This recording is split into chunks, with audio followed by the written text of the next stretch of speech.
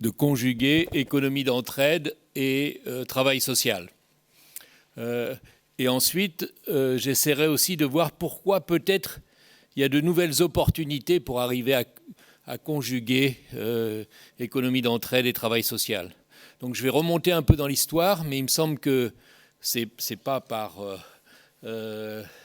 volonté de revenir à celle-ci uniquement, c'est aussi parce qu'il me semble que cette histoire, elle nous donne des clés pour comprendre les difficultés dans lesquelles nous sommes aujourd'hui.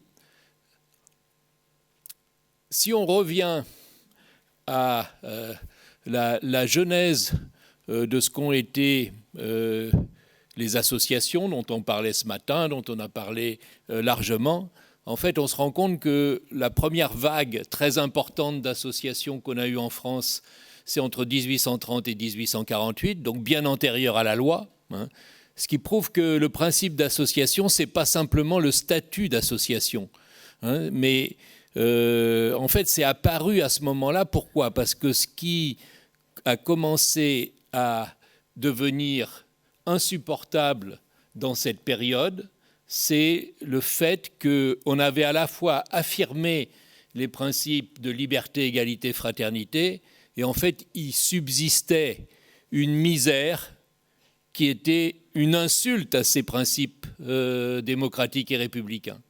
Et c'est là-dessus qu'il y a eu à la fois, et ça je pense que c'est important pour ce qui nous occupe, puisqu'on va finir par la recherche-action, il y a eu à la fois une réaction par rapport à cette situation intenable qui a été une réaction pratique et théorique. Théorique d'abord parce qu'en 1840, il y a Pierre Leroux qui introduit en français philosophique la notion de solidarité. Et cette notion de la solidarité, il la définit comme ce qui succède à la charité en démocratie. C'est-à-dire que pour lui, la charité supposait une dissymétrie entre celui qui donne et celui qui reçoit.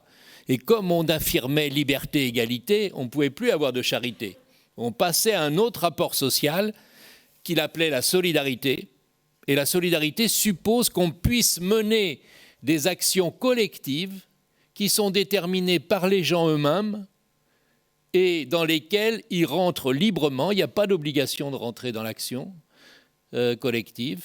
Et il y a une égalité entre les membres quand ils mettent en place cette action collective. Donc, pour lui, il y a un nouveau rapport social qui est lié à la démocratie. Ce rapport social, c'est ce qu'il appelle la solidarité démocratique, et le vecteur, ça en est l'association. Et ça, on a tout un tas de récits qui nous montrent cette mise en mouvement qui se fait à cette époque-là. Par exemple, l'historien américain Sewell, il nous montre comment, dans Gens de métier et révolution, les gens défilent dans les rues de Paris en 1848 avec deux drapeaux, le drapeau de leur métier et le drapeau de la République, pour montrer qu'ils ont deux appartenances.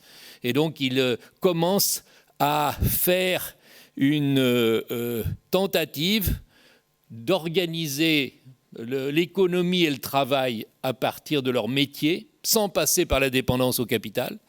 Ils essayent d'organiser des sociétés de secours mutuels pour arriver à résoudre les problèmes générés par la maladie ou la vieillesse.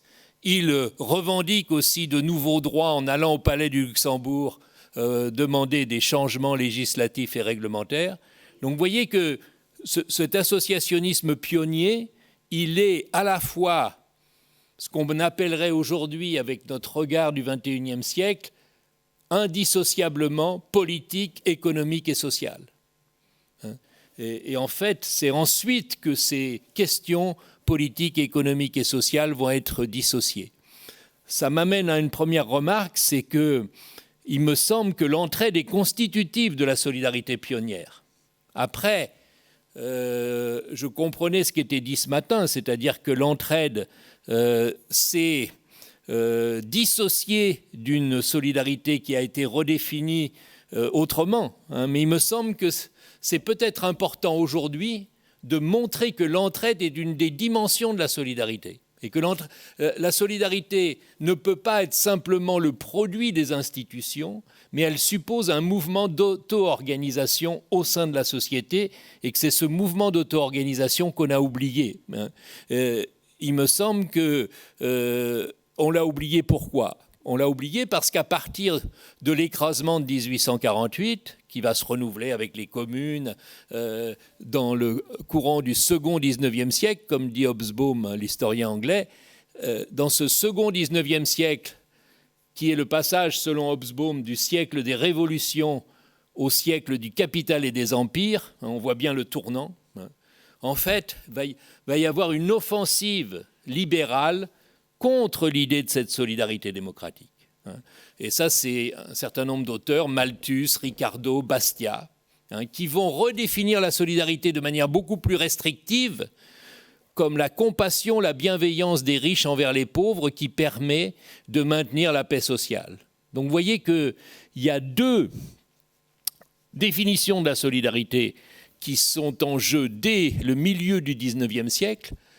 Une solidarité démocratique basée sur l'auto-organisation, donc aussi l'entraide, et une solidarité philanthropique qui est basée sur l'élan spontané, comme disait Bastiat, du riche vers le pauvre, qui permet de résoudre les problèmes tant que l'accumulation des richesses n'a pas encore produit tous les bienfaits. C'est une première formulation de ce qu'on appelle le ruissellement. C'est-à-dire que s'il y a un développement économique, eh ben, ça va commencer par enrichir les riches et puis ensuite ça va finir par enrichir les pauvres, donc résoudre la question sociale. Ce qui veut dire que la solidarité philanthropique, elle a deux conséquences. La première conséquence, c'est que la solidarité n'est plus un principe permanent de nos sociétés démocratiques, mais est un principe temporaire pendant le temps où le développement économique n'a pas encore produit toutes ces richesses. Et deuxièmement, la solidarité philanthropique pose la question subsidiaire qui vient tout de suite par les mêmes auteurs, est-ce que les pauvres méritent vraiment tous d'être aidés ? Parce que à partir du moment où on est dans la philanthropie, eh bien, est-ce que les pauvres qui, comme on le sait, sont affreux, sales et méchants, ils ne doivent pas être aussi moralisés. C'est-à-dire que la philanthropie est liée à un projet de moralisation des pauvres. Et ce que dit Thomson dans son ouvrage « Naissance de la classe ouvrière anglaise », c'est qu'il fallait éradiquer la solidarité démocratique qui était au départ pour pouvoir fonder ce qu'il appelle une entreprise de moralisation des pauvres. Et donc il y a une tension qui est constitutive dès le départ de deux façons de penser la solidarité, une façon qui est la solidarité démocratique, une façon qui est la solidarité philanthropique, et évidemment ce n'est pas la même chose, puisque la solidarité démocratique, elle, a vocation à s'attaquer aux inégalités, elle a été faite pour ça, dans l'action collective, et la solidarité philanthropique, elle s'attaque à la pauvreté. C'est-à-dire qu'elle s'attaque aux conséquences d'un ordre social, mais pas à ses causes, ce que tente de faire la solidarité démocratique. Et donc on voit bien que dans cette tension, le travail social tel qu'il émerge est fortement marqué par la solidarité philanthropique. Si on prend l'histoire de certains réseaux comme les centres sociaux, on voit aussi qu'il y a de la solidarité démocratique, mais c'est vrai que le travail social va venir beaucoup de cette veine philanthropique qui fait qu'il va y avoir tout un ensemble de tentatives pour encadrer et moraliser les pauvres. Et c'est d'ailleurs aussi la naissance de ce qu'on appellera plus tard l'économie sociale, puisque l'économie sociale, elle a été pensée en France d'abord par Le Play, qui est le théoricien du patronage et du paternalisme. Donc on a deux façons d'aborder la solidarité qui sont présentes, et le travail social n'est pas exempt de cette origine philanthropique, c'est le moins qu'on puisse dire. Donc déjà, il y a une première difficulté, puisque l'entraide, l'organisation s'oppose à la solidarité philanthropique, qui est très largement à l'origine de ce qui deviendra plus tard le travail social. Évidemment, on ne va pas rester enfermé dans la philanthropie, qui ne va pas résoudre la question sociale. Et à partir de la fin du XIXe siècle, donc on va rentrer avec, en France, une école que l'on appelle l'école solidariste, et que l'on appelle aussi l'école française de sociologie, Durkheim, Bouglé, Bourgeois, jusqu'à Mauss et Jaurès. Toute cette filiation va s'opposer aux libéraux en disant, nous devons refonder la solidarité, non pas comme un principe transitoire et subsidiaire, mais comme un principe central de nos sociétés, parce que nous ne naissons pas tous avec les mêmes dotations. Donc il faut qu'il y ait une solidarité entre les groupes sociaux qui permettent de compenser les inégalités de départ. C'est ce qu'ils appellent la notion de dette sociale, les solidaristes.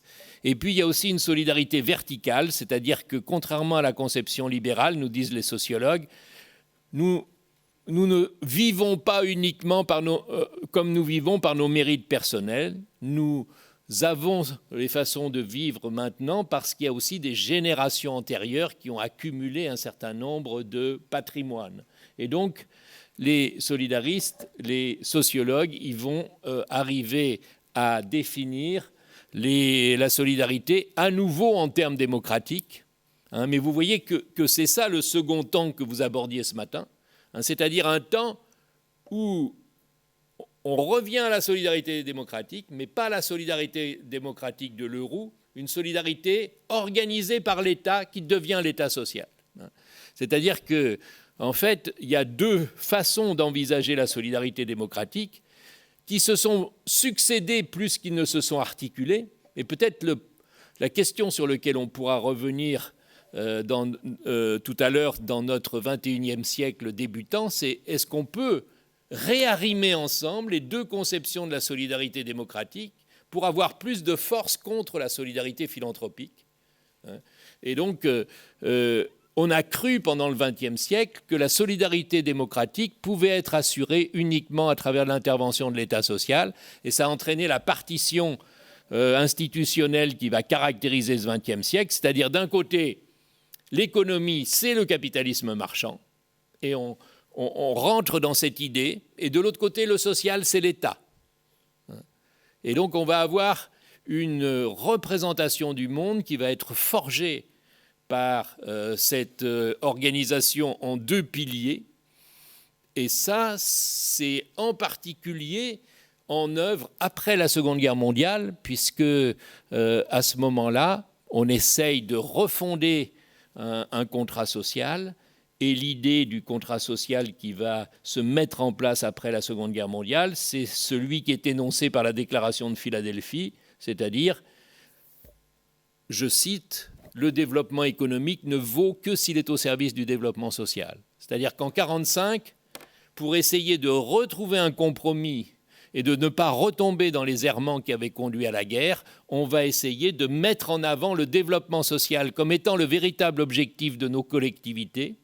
Et le développement économique n'est qu'un moyen pour arriver à cet objectif qui est le développement social. Et ça va entraîner évidemment un élargissement des fonctions de l'État social. On va parler dans la période qui s'ouvre de 1945 à 1975 de plus en plus d'un État-providence, c'est-à-dire un État qui œuvre pour la mise en place de la sécurité sociale, des formes généralisées de protection sociale, mais aussi, au fur et à mesure, de politique sociale.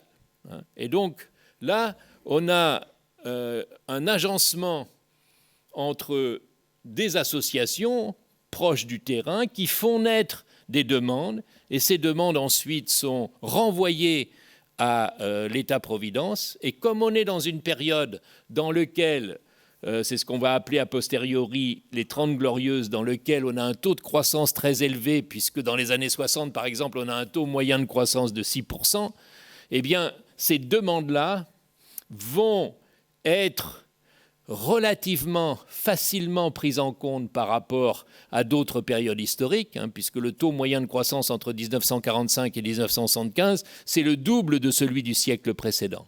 Donc d'une certaine façon, comme on disait à l'époque, il y a du grain à moudre, et il y a possibilité de financer des avancées sociales dans cette idée de développement social.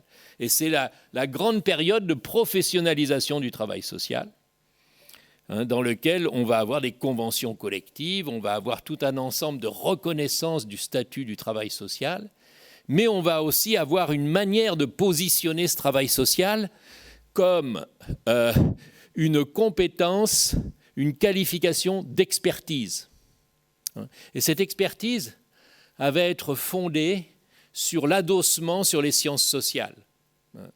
C'est-à-dire que les travailleurs sociaux vont trouver leur légitimité en devenant des experts. On parlera par exemple d'experts de la relation. Et cette expertise de la relation, ils vont en puiser les fondements dans les sciences sociales. Et la manière dont ces sciences sociales ont été créées, c'est par analogie avec les sciences physiques. Et donc on va avoir des sciences sociales qui vont insister sur les principes selon lesquels, pour être scientifique, il faut faire dans l'objectivation, dans la distanciation des acteurs. Et donc on va avoir une expertise qui se fonde d'une certaine façon sur l'incompétence des usagers. Puisque pour qu'il y ait une expertise, ça suppose implicitement que les usagers n'aient pas accès au savoir. Et ça, c'est très présent justement dans les sciences sociales de l'époque. Je prendrai deux exemples emblématiques. Le premier, c'est le sociologue préféré des cadres moyens, Crozier, qui va montrer comment dans une organisation, il y a des jeux informels autour des zones d'incertitude. Et donc, Crozier nous montre qu'on peut faire de la sociologie des organisations sans parler avec les acteurs, à partir d'éléments d'analyse qui surplombent les acteurs. Et d'une certaine façon, celui qui s'oppose le plus à cette sociologie des organisations, c'est-à-dire Pierre Bourdieu, qui met en avant, lui, l'idée de sociologie critique, il va aussi suivre Bachelard en disant que les acteurs sont forcément dans l'illusion, puisque les acteurs suivent des déterminations inconscientes, ce qu'il appelle les habitus de classe, par exemple, et ces habitus, ils font que les acteurs, d'une certaine façon, ils ne savent pas ce qu'ils font. Donc vous avez deux façons de penser les sciences sociales. L'une qui va nous dire « il n'y a que des situations locales », c'est l'analyse stratégique de Crozier.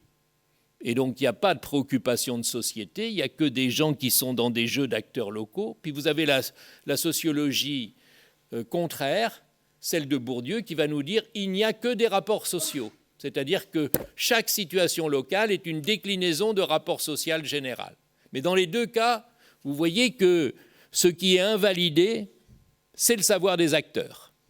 Et donc, c'est le problème d'une définition de la professionnalité du travail social qui dénie la compétence des acteurs parce qu'elle fonde justement son expertise sur ces sciences sociales qui défendent l'idée que pour être savant, savoir, il faut s'arracher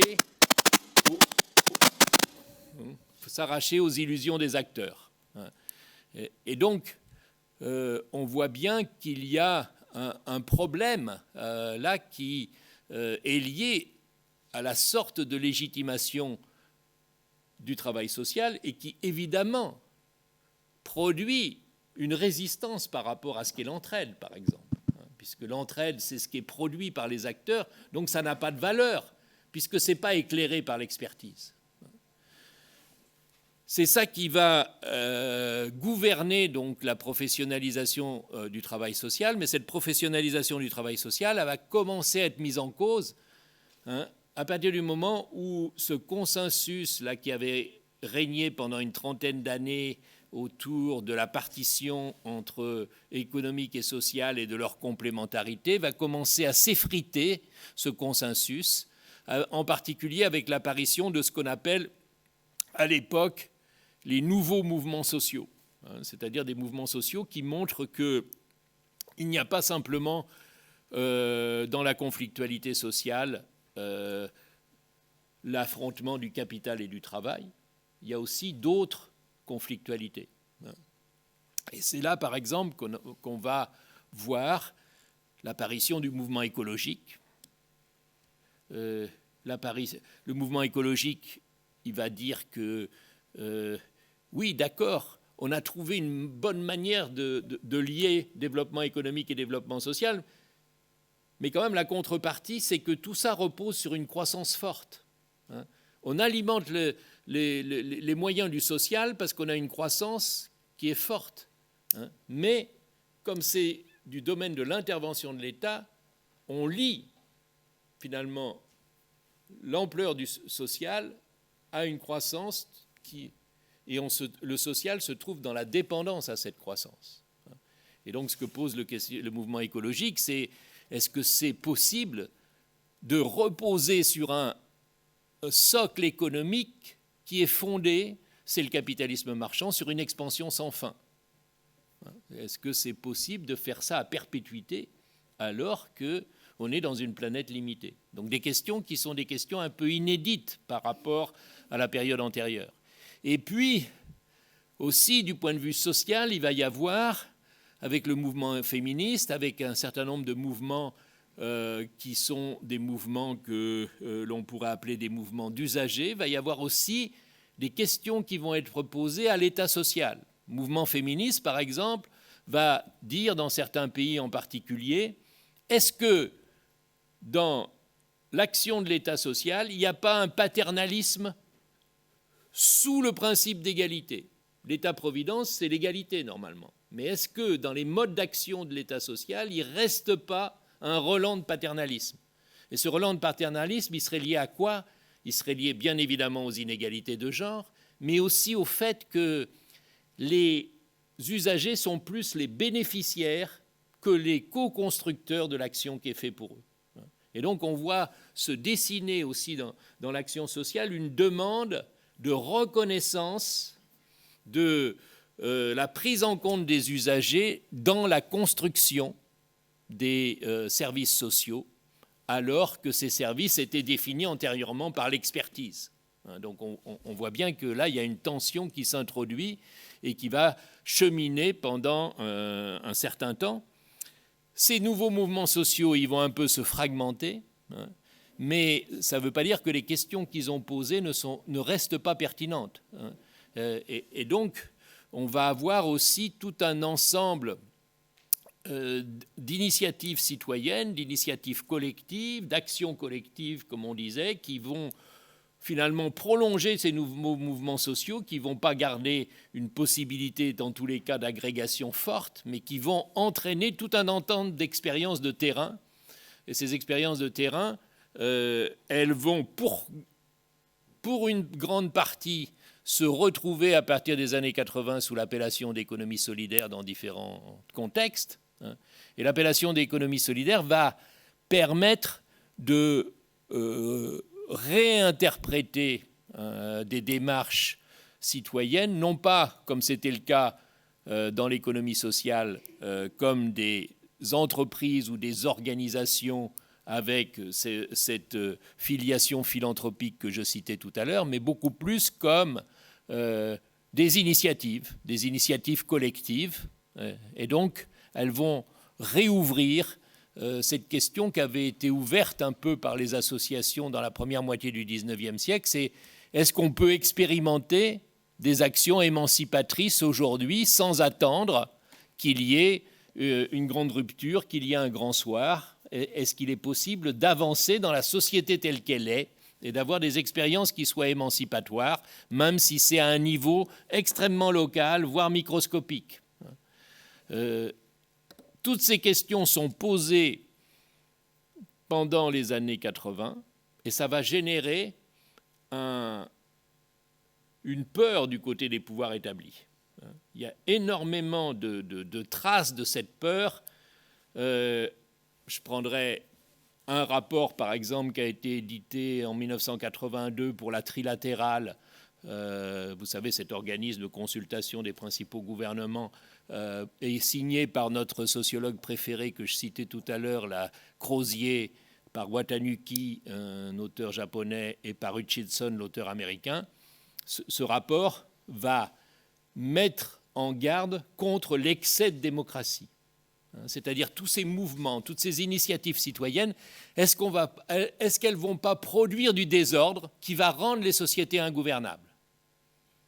Et si je cite ça, c'est pourquoi? C'est parce que c'est la source du néolibéralisme. C'est-à-dire que le néolibéralisme n'est pas seulement un projet économique, c'est un projet anthropologique de remise en ordre de la société autour du principe de concurrence. C'est ce qui va être clairement exprimé par les fondateurs du néolibéralisme. Je pense aux deux principaux, Hayek et Friedman, qui, dans leurs ouvrages, disent que, évidemment, il faut condamner l'excès d'intervention de l'État qui bride la concurrence, mais il faut aussi condamner, ça c'est un peu moins connu, mais c'est tout aussi présent, l'idée même de solidarité, nous dit Hayek, qui doit être éradiquée. Et il convient également de ne plus permettre à ce que les associations interviennent dans le débat public parce qu'elles faussent la concurrence par leur intervention intempestive. Et donc, il faut que les associations deviennent un tiers secteur qui permette, en gros, de tenir les pauvres sans que ça coûte cher. Et donc, c'est l'idée d'un tiers secteur qui doit être la manière d'organiser les associations. Toutes ces façons d'envisager les choses qui vont être reconnues dans le consensus de Washington en 1989, qui est le grand texte international qui succède à la déclaration de Philadelphie et qui en prend le contre-pied, qui va opter pour la dérégulation, pour la déréglementation, pour la privatisation d'un certain nombre d'activités, a pour but de remettre en avant le principe de concurrence. Et donc vous voyez bien qu'on est dans une période qui, du point de vue du travail social, est une période extrêmement complexe parce que, en fait, comme ça a été dit un peu ce matin dans un certain moment, il y a de plus en plus deux directions opposées qui, en fait, sont proposées au travail social. La première direction, c'est celle qui va finalement être la déclinaison dans le travail social du néolibéralisme. Parce que ce néolibéralisme que je caractérisais trop rapidement au niveau économique, il a une traduction gestionnaire. Il a une traduction gestionnaire avec la mise en place de nouveaux mécanismes de financement public par les appels d'offres, par tout un ensemble de procédures qui, justement, essayent de réintroduire la concurrence dans ce milieu-là, avec l'idée inhérente au néolibéralisme que la concurrence, c'est l'efficacité et l'efficience. Et donc, ça va être suivi aussi par l'adoption dans le service public, puis dans les services associatifs, de ce qu'on appelle le New Public Management, la nouvelle gestion publique, qui, justement, va vouloir évaluer, on pourrait plutôt dire contrôler, l'efficacité et l'efficience de toute cette myriade d'associations et de services publics qui, jusqu'à présent, selon les néolibéraux, n'avaient pas vraiment fait l'objet d'une évaluation sur leurs résultats. Donc c'est un changement véritablement de façon d'évaluer le travail social, et on en voit les déclinaisons tous les jours, c'est-à-dire que les associations ont essayé de répondre à ça en entamant, à la fin du XXe siècle, un mouvement de professionnalisation gestionnaire. C'est-à-dire qu'ils sont allés chercher dans beaucoup d'associations, on devenait directeur d'association après avoir été sur le terrain, puis directeur d'établissement à l'ancienneté. Et puis à partir de ce moment-là, on voit de purs gestionnaires qui viennent à la direction générale des associations sans connaître les métiers dont il s'agit.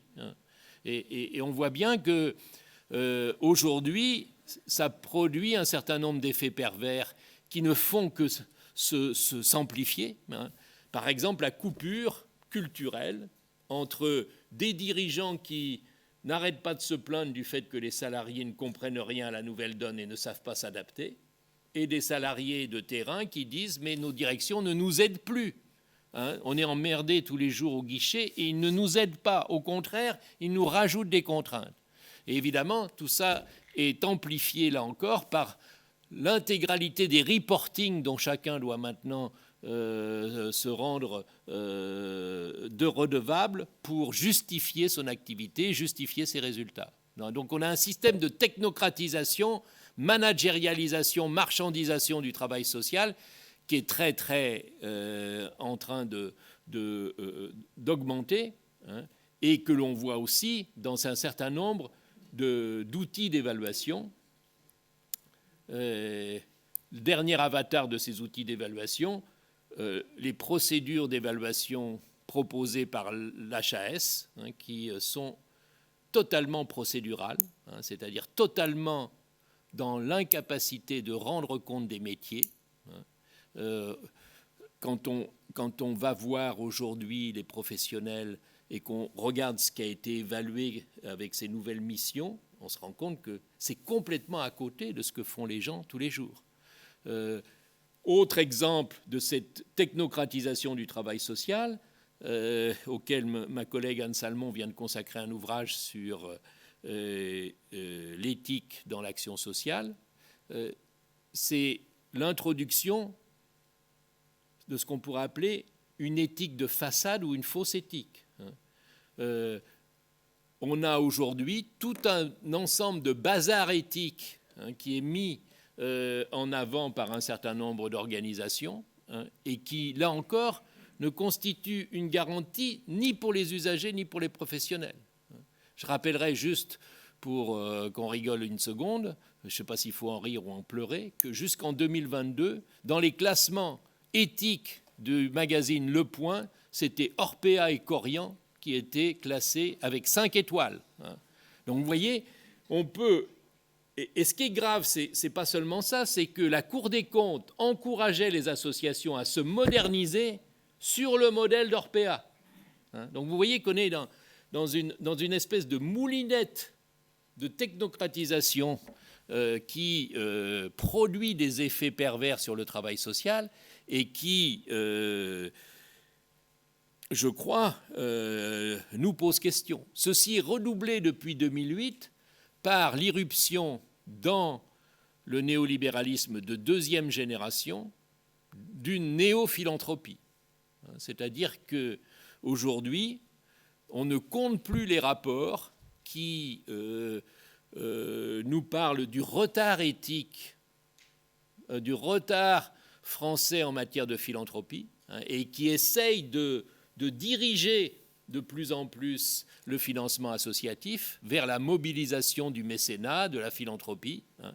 Et donc on voit bien que là, on a un modèle de la philanthropie que l'on croyait révolu, puisqu'on pensait qu'après le 19e siècle, ce n'était plus d'actualité, mais il revient très fort. Hein. Il revient très fort avec des discours un peu nouveaux, par exemple le discours au niveau mondial qui a beaucoup de portée de Mohamed Younous, hein, qui défend l'idée d'un capitalisme à but social, qu'il appelle en anglais social business, qui est l'idée que le capitalisme que l'on avait jusqu'à maintenant était incomplet, qu'il faut le compléter par un capitalisme à but social. Et donc, vous voyez, l'idée, c'est qu'il n'y a qu'une forme de management, c'est celle qui est mise en œuvre dans les grandes entreprises, mais il convient aujourd'hui de compléter celle-ci par des entreprises à but social, des entreprises à mission, des social enterprises, comme on dit aux États-Unis, des entreprises sociales. Et tout ça se met en place aussi avec des nouveaux outils, par exemple les investissements à impact social, dans lequel il y a une introduction forcenée, hein, puisque les premières évaluations ont montré que ça ne marchait pas.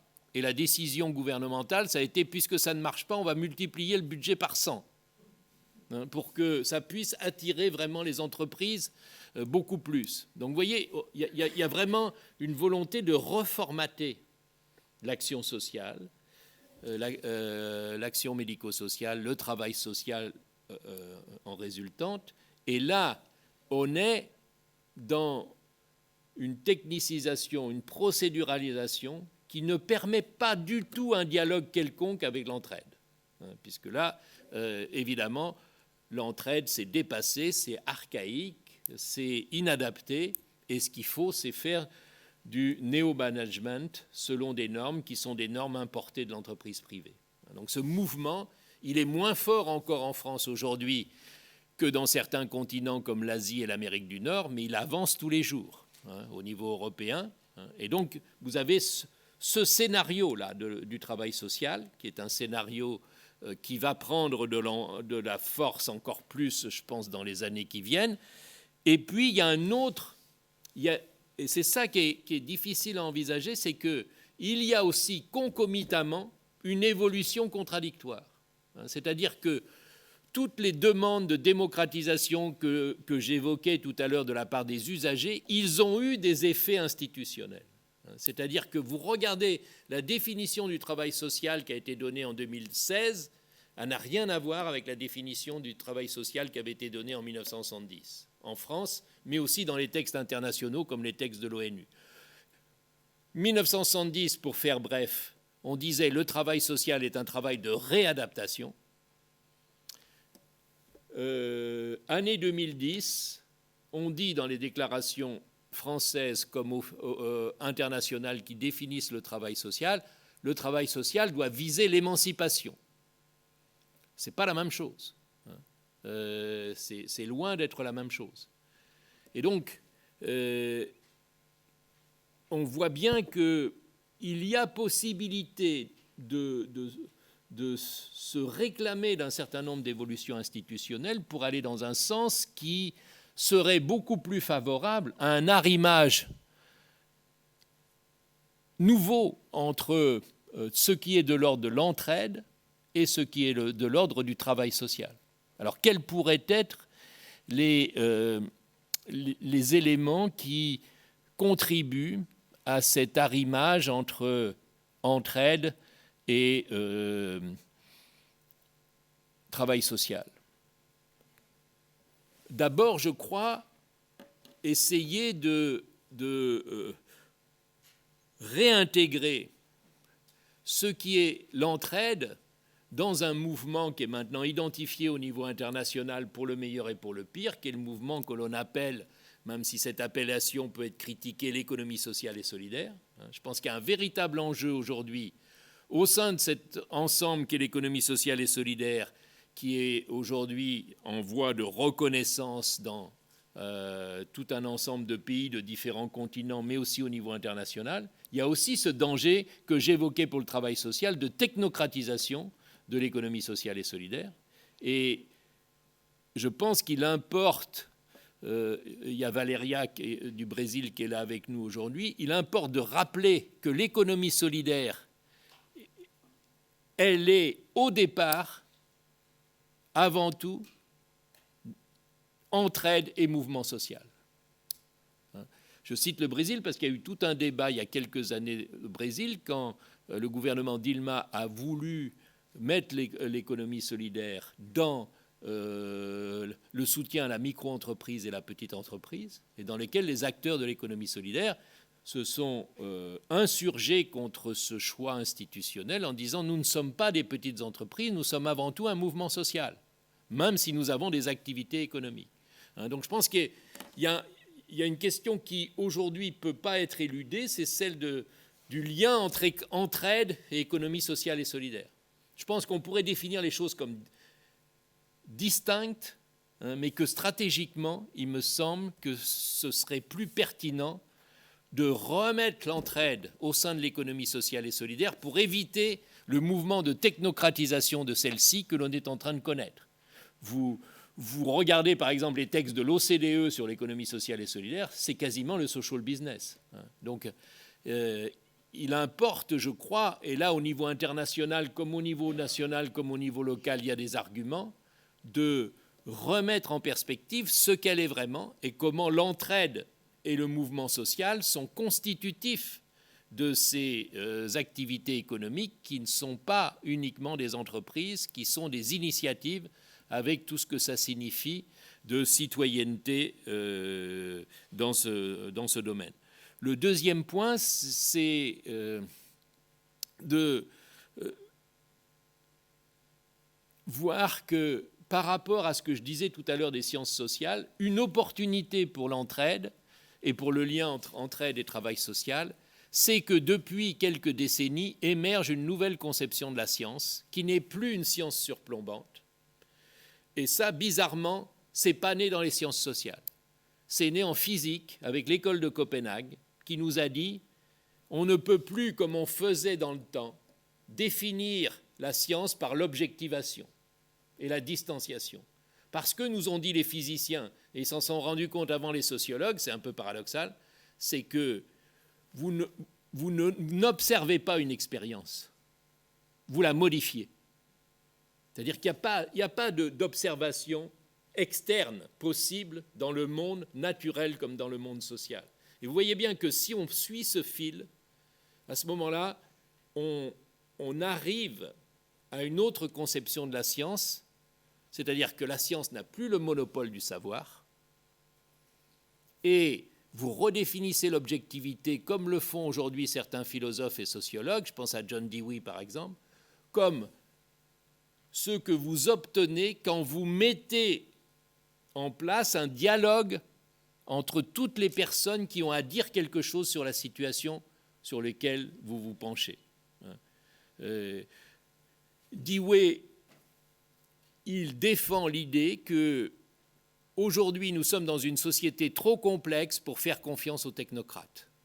C'est-à-dire que le technocrate qui regarde la société d'en haut, il est déjà dépassé par l'évolution de la société. Et toutes les solutions qu'il va proposer sont des solutions qui, en fait, ne vont jamais être en adéquation avec les besoins situés dans la société. Et donc, il dit, pour arriver à sortir de cette illusion technocratique de toute puissance et de maîtrise des experts, il est nécessaire de lancer des expérimentations démocratiques, c'est le terme qu'il emploie, et de valoriser ces expérimentations démocratiques, même si elles sont très modestes, comme étant finalement la manière la plus adaptée de s'attaquer aux problèmes sociaux et écologiques qui sont les nôtres.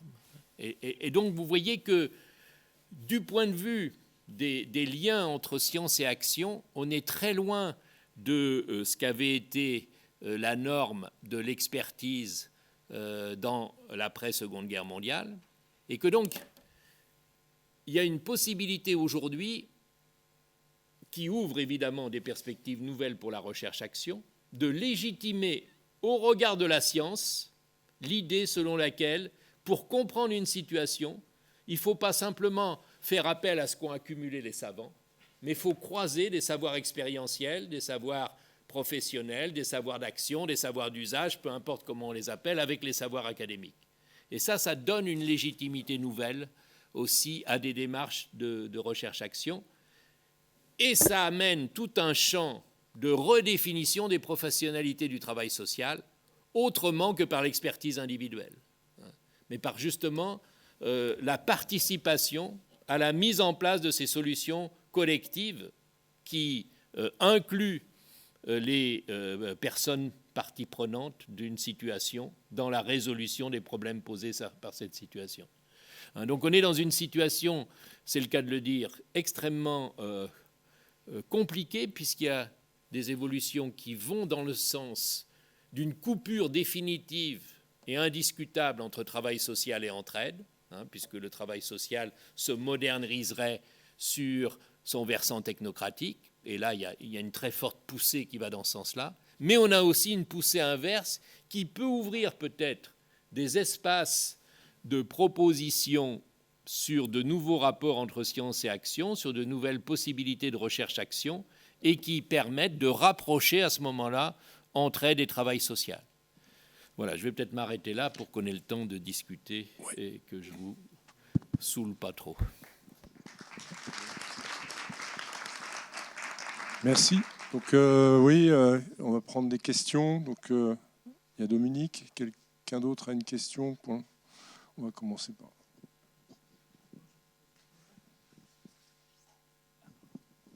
Je voulais revenir sur votre notion du ruissellement, et votre dernier propos me mettait en réflexion comment la philosophie que vous évoquez de l'économie sociale et solidaire peut ruisseler sur d'autres champs du travail social. j'en rajoute une. Peut-être. Ouais, moi, je voulais aussi que tu reviennes sur le socialisme utopique là, qu'on a perdu en route. Et il y a le management, mais il y a aussi le marxisme qui a aussi éloigné. Enfin, justement, on a renvoyé le socialisme utopique en disant c'est des balivernes. Et donc, il y a aussi cette responsabilité de la gauche qu'il faudrait aussi travailler, je trouve.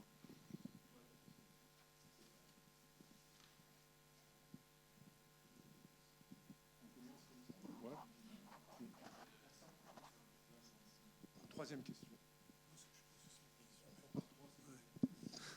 Non, mais moi, j'ai eu peur dans le cadre de mes activités d'aujourd'hui, j'ai eu peur d'être taxé de néo-management. Parfois, je le suis. Enfin, je dirais, parfois, on me confond avec des nouvelles pratiques, parce que comme j'ai des nouvelles pratiques, on va dire, on me dit attention, là, c'est les nouvelles formes de management. Et j'ai été hyper rassuré sur votre dernier propos, où du coup, je me situe plutôt sur les trucs trop complexes pour faire confiance aux technocrates. Et du coup, moi, je vais organiser, animer ça. Et donc, voilà, je me situe plutôt là, aujourd'hui, dans mes manières de faire. Donc, j'ai l'impression de faire partie de ce mouvement où il y a des nouvelles expérimentations démocratiques. Et donc, c'est ce que je racontais ce matin un peu dans le cadre d'un village. Mais voilà, donc je suis heureux et rassuré. Je sors en joie. Merci pour votre propos.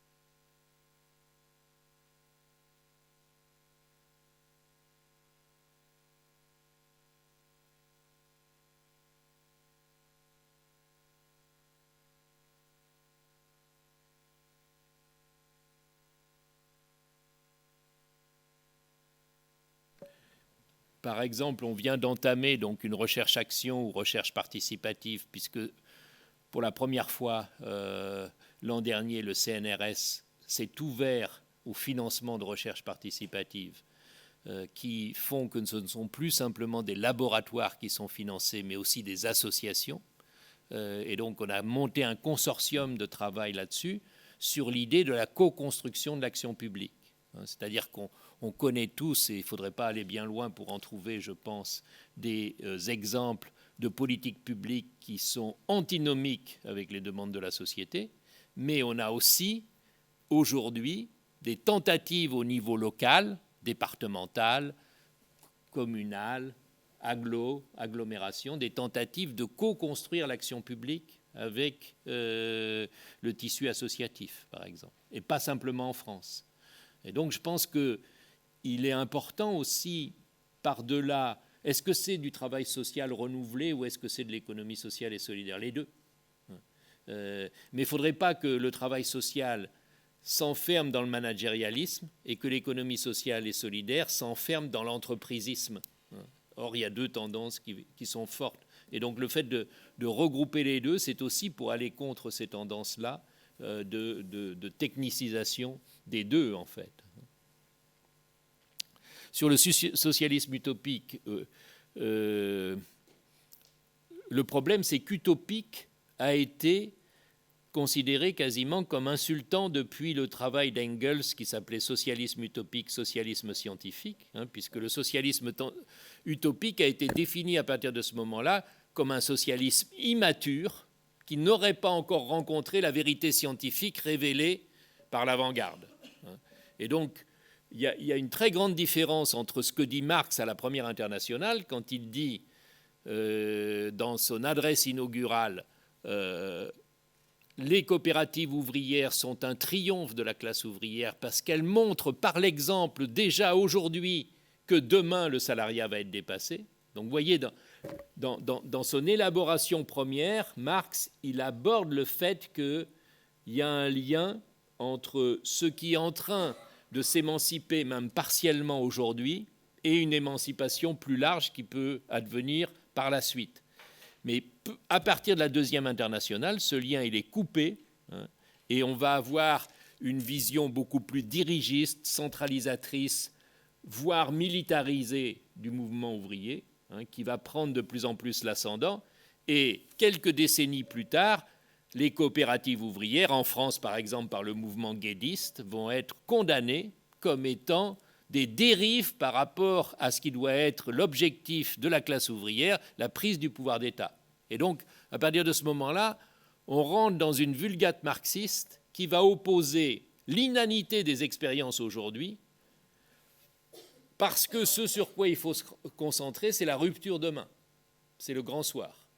Et donc, il faut faire que toutes les forces soient orientées vers ce grand soir, et donc toutes les expériences qui se mènent déjà ne peuvent être que des détournements par rapport à l'objectif principal qui est celui du grand renversement de situation.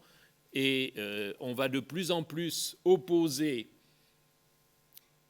ce qui est dans le présent et ce qui sera dans le futur. Ce qui fait que si on regarde, on a essayé de regarder ça un peu dans la fabrique de l'émancipation avec un collègue, si on regarde la progression de la théorie critique tout autour du XXe siècle, on constate que, et c'est le cas avec Bourdieu comme avec d'autres, de plus en plus on a des outils pour analyser la domination de manière extrêmement fine, comment le système se reproduit, comment il y a de l'aliénation et pas simplement de l'exploitation, comment il y a de la réification en plus de l'aliénation, comment l'existence capitalisme nous enferme, Marcuse parlait d'hommes unidimensionnels. Donc vous avez toute cette théorie critique qui nous donne des outils pour comprendre dans quoi nous sommes enfermés, mais qui rend l'émancipation évanescente, parce qu'on ne sait plus quels sont les chemins que l'on pourra emprunter tellement il y a de domination si l'on veut aller vers l'émancipation. Et c'est la critique que fait Rancière à Bourdieu quand il dit ce que fait Bourdieu, c'est la critique radicale d'une situation radicalement immuable. C'est-à-dire qu'on a une critique extrêmement forte, mais d'une situation dont on ne peut pas sortir. Et donc finalement, comment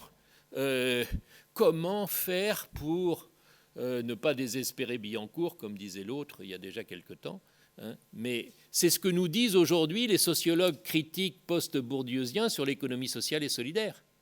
Ces acteurs s'illusionnent parce qu'en fait, ils pensent œuvrer au changement, mais ils ne font que valider le désengagement de l'État en remplaçant des fonctionnaires par des travailleurs associatifs précaires, ce qui n'est pas complètement faux, on est d'accord, mais qui n'est pas non plus totalement vrai.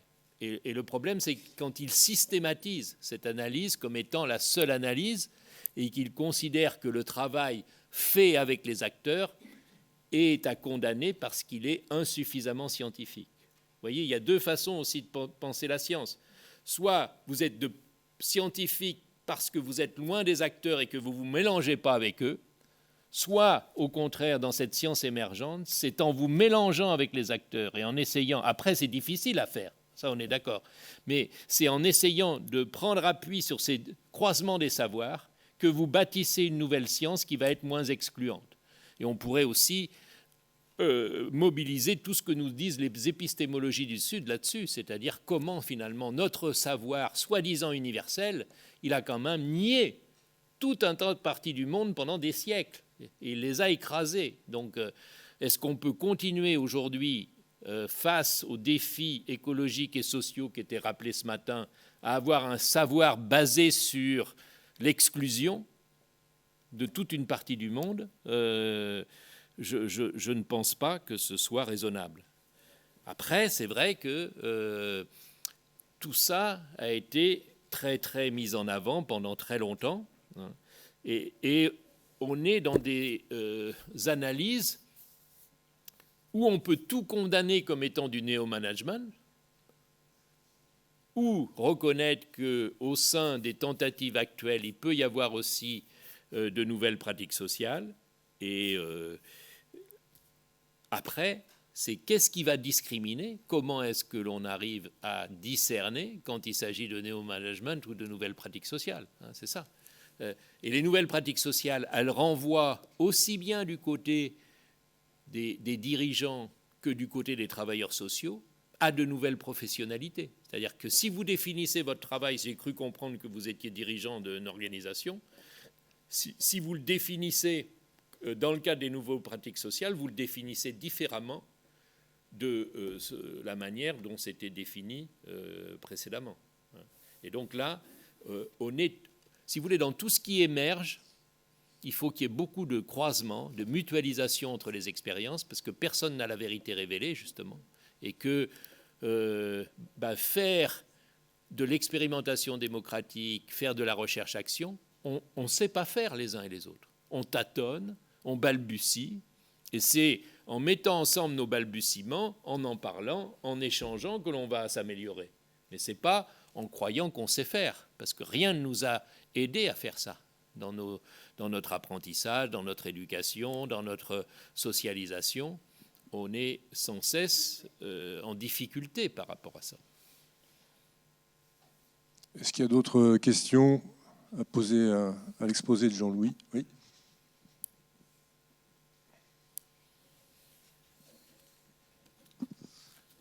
Moi, j'avais une question parce que recréer une forme de croisement de savoir et de démocratie directe, ça se finit souvent quand même par un épuisement.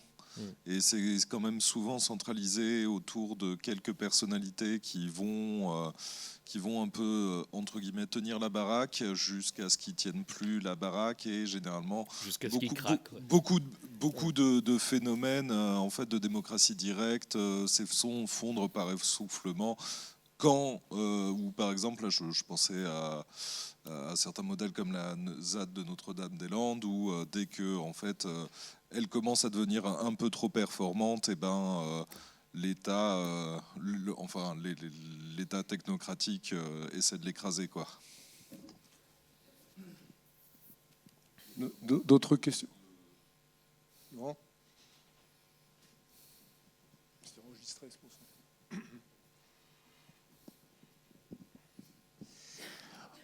D'accord, j'étais référent RSA pendant 14 années, j'ai quitté mon emploi l'an passé. Je suis d'accord avec vous, en fait, pour les raisons justement liées aux pratiques néolibérales appliquées au travail social.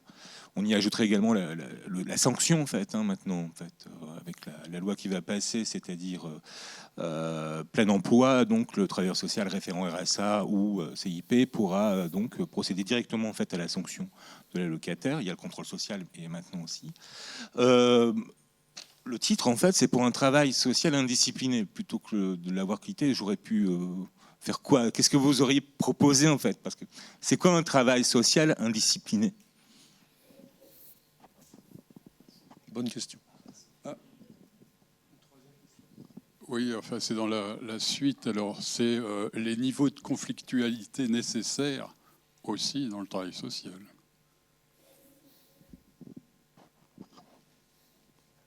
Jean-Louis, à toi. Non, mais là, c'est des questions trop difficiles, je démissionne. Niveau de conflictualité,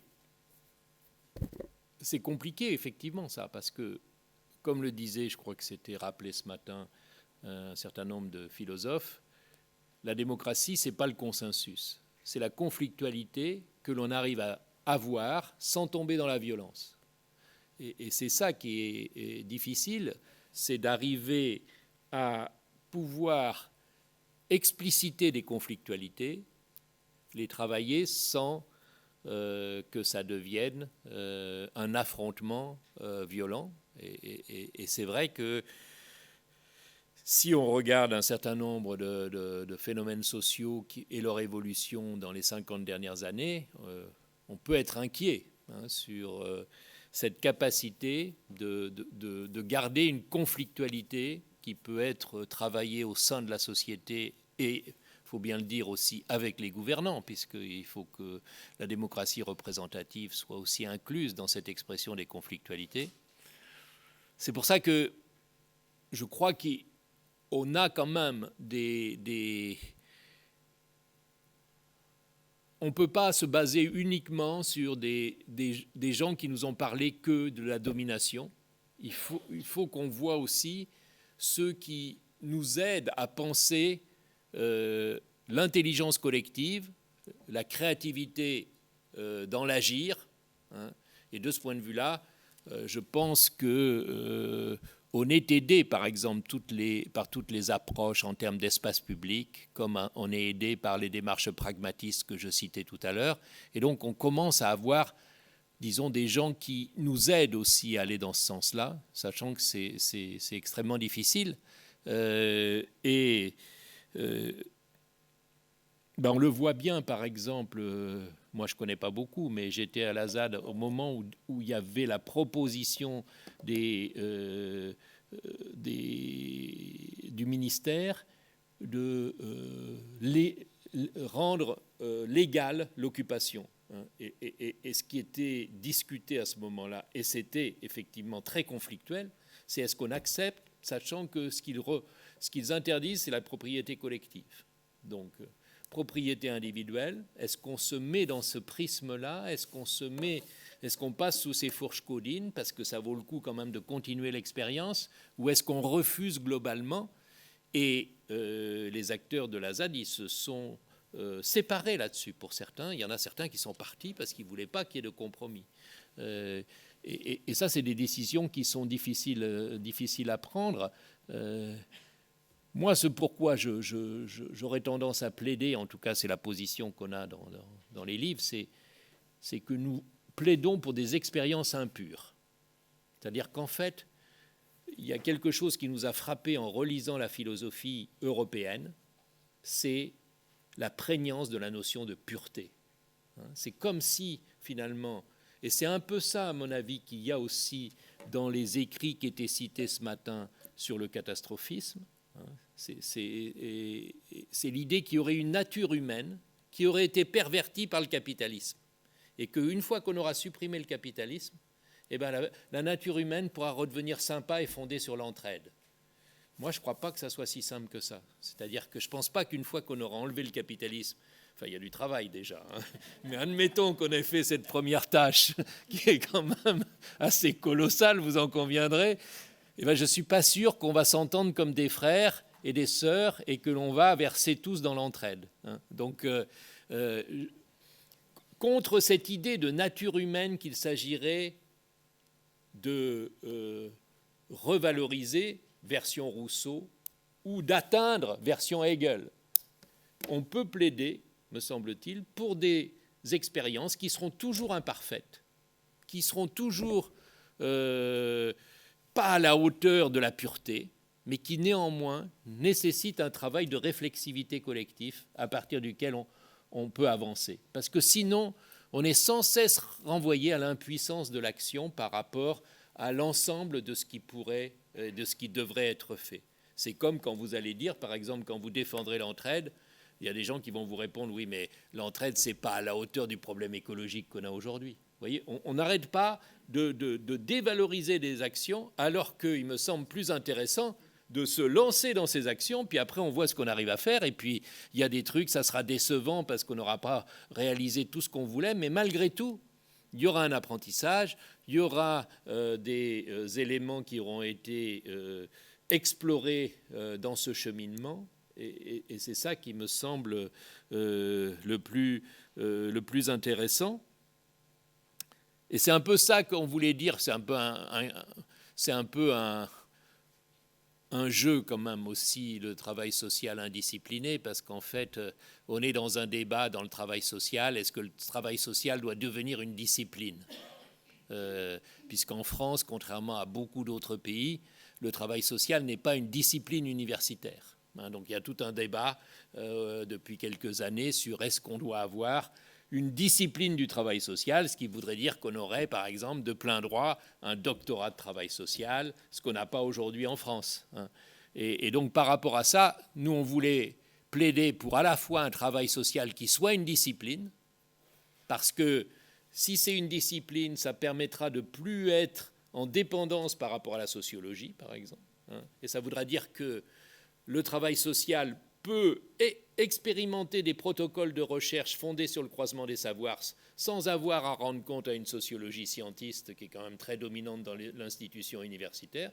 Donc ça nous semble intéressant qu'il y ait une discipline, mais que le travail social soit indiscipliné par rapport à toute cette injonction managériale que l'on rappelait, et donc soit un travail social axé sur l'action collective, axé sur la prise de parole, parce que le monde du travail social est un monde que l'on n'entend pas.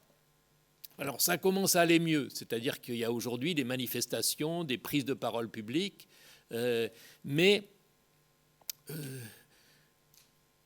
pour travailler ça avec les étudiants, c'est vrai que ce n'est pas évident de prendre la parole dans l'espace public, de défendre des choses.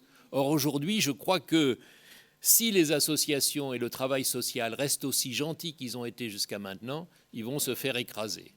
Donc c'est en ça aussi indiscipliné, c'est-à-dire qui maintenant prend la parole dans l'espace public. Alors c'est vrai, prendre la parole c'est difficile parce que les premières manifestations qu'il y a eu de travailleurs sociaux, il n'y avait pas un média. On n'a pas rendu compte quasiment dans les médias. Donc c'est pas évident dans l'univers médiatique tel qu'il est aujourd'hui qu'il puisse y avoir un écho. Mais je pense que ces prises de parole, là encore, même si elles sont difficiles, elles permettent de confronter des choses, de faire que les gens se parlent, et c'est un peu la démarche que vous menez ici, c'est-à-dire comment est-ce qu'il est possible de... Je reviens à ce que vous disiez dans les ateliers, c'est-à-dire de déborder les dispositifs.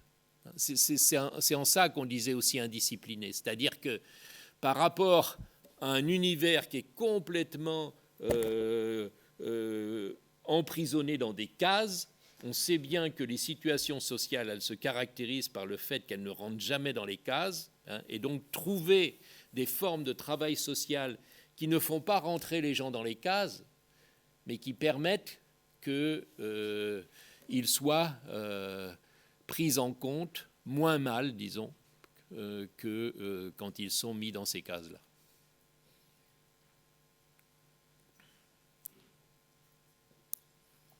Est-ce qu'il y a encore des questions ?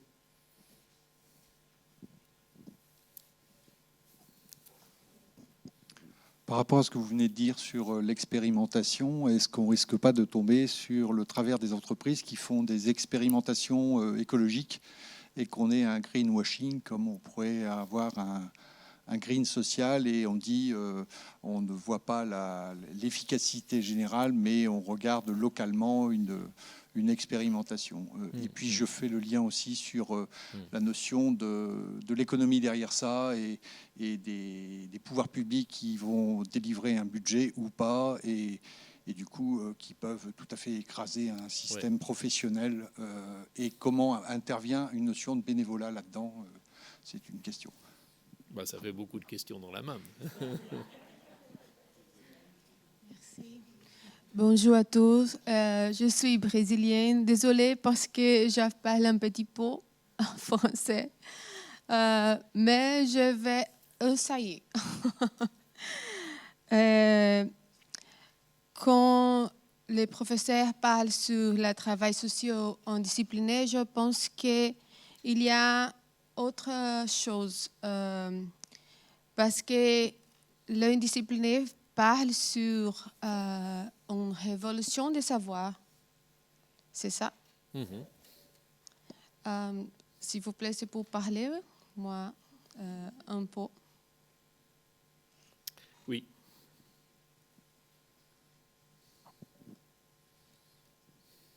Tu voulais qu'il parle?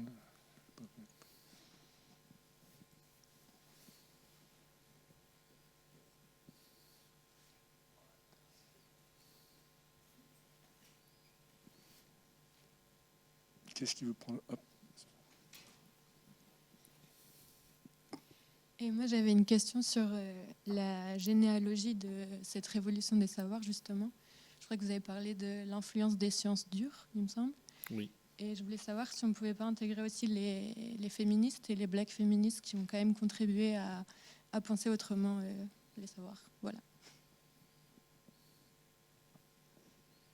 Bon, ça en fait 3.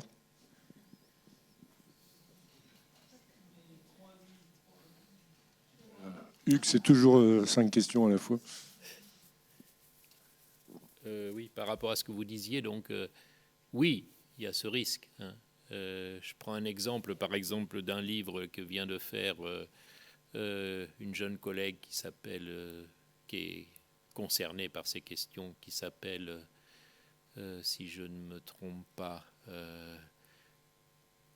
Malade en action, démocratie sanitaire en question, parce qu'elle montre bien à travers des exemples de pratiques dans des hôpitaux que la participation des malades peut être complètement instrumentale ou peut être une ouverture démocratique.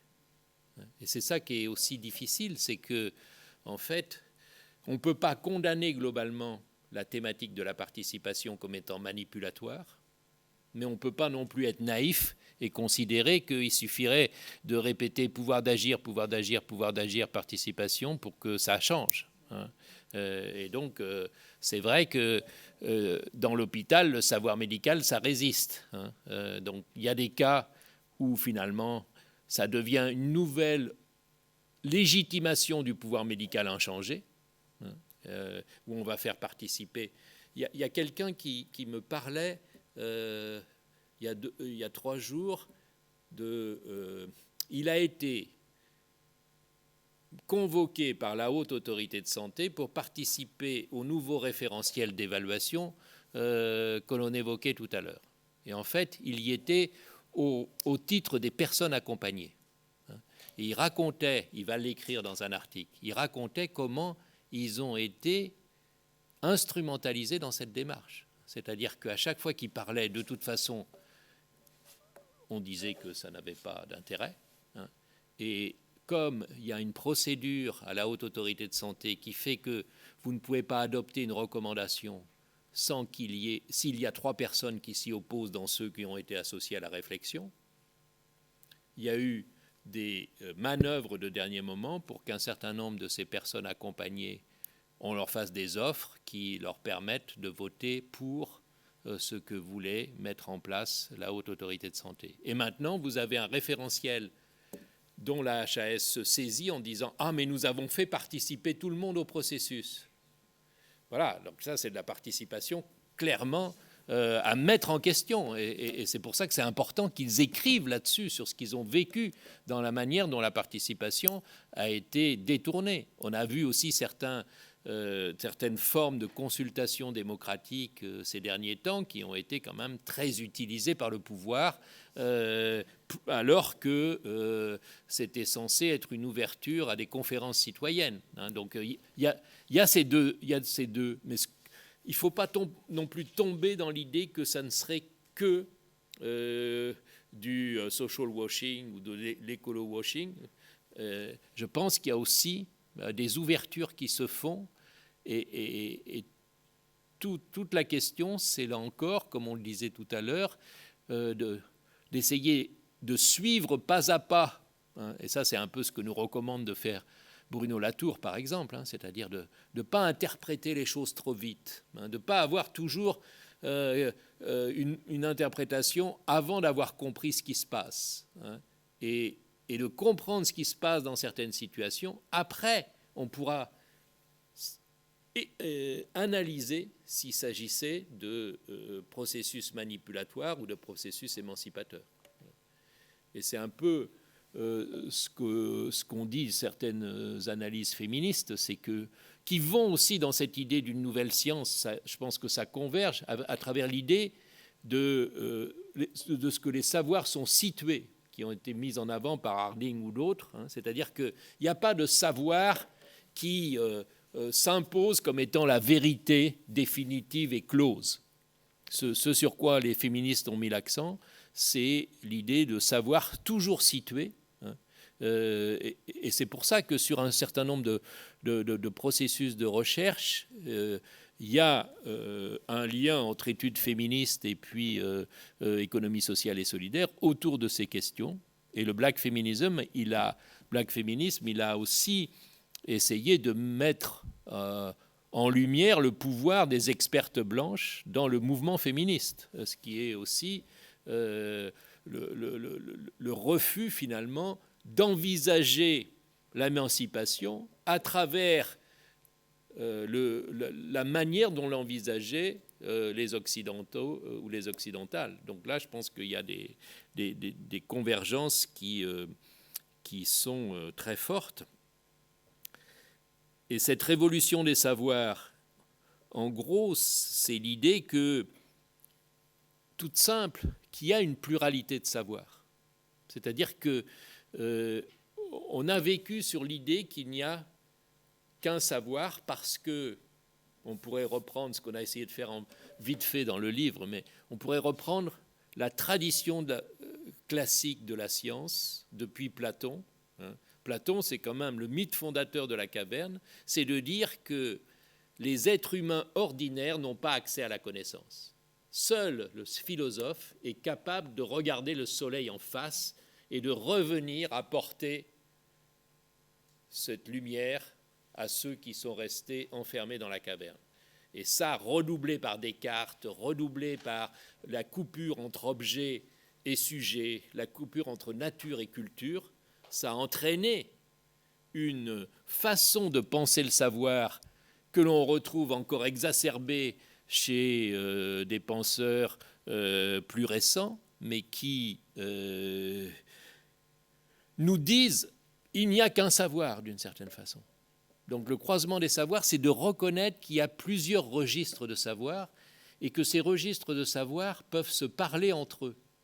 Alors après, ça entraîne tout un ensemble de débats méthodologiques sur comment on fait. Et vous disiez tout à l'heure que finalement ce qui est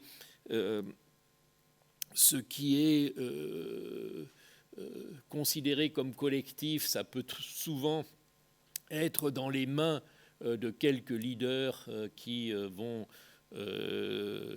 représenter la démarche juste avant qu'ils s'épuisent et qu'ils finissent complètement épuisés. Oui, c'est vrai, vous avez raison, parce qu'il y a souvent des processus collectifs qui sont accaparés par des leaders inamovibles. Hein. Combien d'associations, vous en connaissez autant que moi, dans lesquelles les dirigeants se plaignent du manque de bénévoles et en même temps ils s'arrangent pour que personne ne vienne mettre en cause leur pouvoir. Donc il y a aussi une analyse à faire des associations qui montre que parfois les associations présentent moins de garanties au niveau des contre-pouvoirs que des entreprises. Et donc il ne s'agit pas de mythifier les associations, parce qu'il peut y avoir des problèmes qui sont inhérents à l'absence de contre-pouvoir, par exemple. Mais l'association reste quand même potentiellement une forme très malléable qui peut aller dans ce sens-là, hein, mais qui peut également générer d'autres modalités de travail collectif. Après, et c'est là où ça réclame de rentrer dans le détail, comment on peut faire pour assurer véritablement la dimension collective d'une expérience dans la durée, parce que je crois aussi que, si vous voulez, on ne peut pas faire comme on le fait dans certains cas. On ne peut pas passer 10 heures pour savoir comment on va décider, parce que c'est vrai que les gens se fatiguent assez vite dans ce cas-là. Hein. Et donc il faut bien qu'il y ait des processus de délégation au moins partielle. Hein. Tout le problème, c'est de savoir comment ces processus de délégation partielle peuvent être contrecarrés par un contrôle collectif à d'autres moments, hein, et comment il est possible d'avoir des pouvoirs qui sont, d'une certaine façon, reconnus comme légitimes, hein, au moins pendant une période. Hein. Et donc, je pense que ce que j'ai compris, peut-être je me suis trompé, c'est qu'il ne s'agit pas de plaider pour l'Assemblée générale à perpétuité, quoi. Il s'agit bien d'essayer de voir comment est-ce qu'il est possible de garder la possibilité de mobiliser une créativité collective, et là aussi ça renvoie à tous les problèmes que vous avez soulevés ce matin, au moins là dans ceux que j'ai entendus, c'est-à-dire qu'est-ce qui peut générer cette mobilisation qui n'est pas évidente non plus, hein.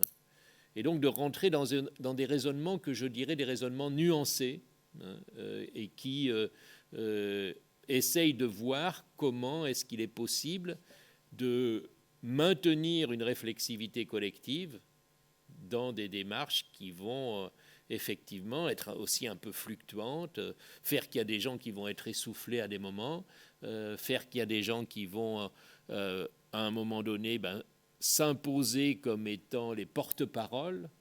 Est-ce qu'ils privent forcément les autres de parole? Enfin, je pense que tout ça doit être discuté dans le détail de chacune des expériences, d'où l'idée que c'est intéressant, quand on se demande si une expérience est manipulatoire ou émancipatrice, de commencer par examiner son déroulement le plus en détail possible. Et à partir de ce déroulement, à ce moment-là, on peut mieux savoir de quoi il s'agit, me semble-t-il. Et ce n'est pas si évident que ça dans les sciences sociales traditionnelles, parce que dans les sciences sociales traditionnelles, on voudrait expliquer avant d'avoir décrit. C'est ça le reproche que fait Latour aux sciences sociales habituelles. C'est que finalement, on a l'interprétation avant même d'avoir déployé la situation dans sa complexité. Et si on essaye de saisir la situation dans sa complexité, à ce moment-là, peut-être il y a de nouvelles manières d'envisager cette réalité qui vont pouvoir émerger. Mais si on dit, de toute façon, c'est comme ça parce que ça renvoie à tel ou tel type de situation bien connue, on n'ouvre pas une possibilité pour penser la situation dans sa singularité.